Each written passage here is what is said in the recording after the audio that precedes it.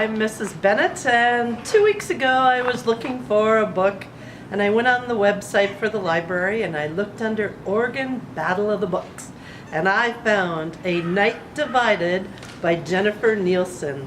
I was drawn to this book because it takes place where the wall divided East Berlin to the West Berlin. And I lived in Germany when that wall was torn down in 1989. I know you as a student, you were not even born yet.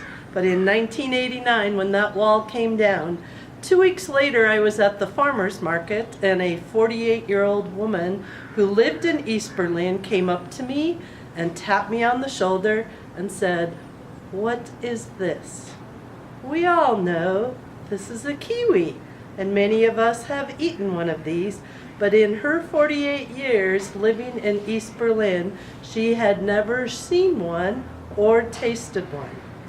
In the book, A Night Divided, just before the barbed wire wall went up, a dad and a son were on the west side, West Berlin, and they were there, and the wall went up. The main characters, Gerta, a 12-year-old girl, Fritz, her brother, who's 13, and their mom are still stuck in East Berlin. They are working very hard to try and figure out, how do we get reunited with our brother and our dad? Gerta just had her 12-year-old birthday. What would you want as a 12-year-old for a birthday gift? This is what she got. And Fritz bought it on the black market for her. That was the first and only time she had tasted a banana.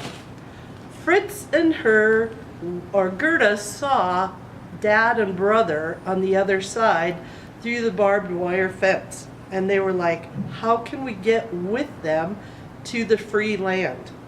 So they worked and thought, and they went to a shelter that they could start digging a tunnel underneath that wall.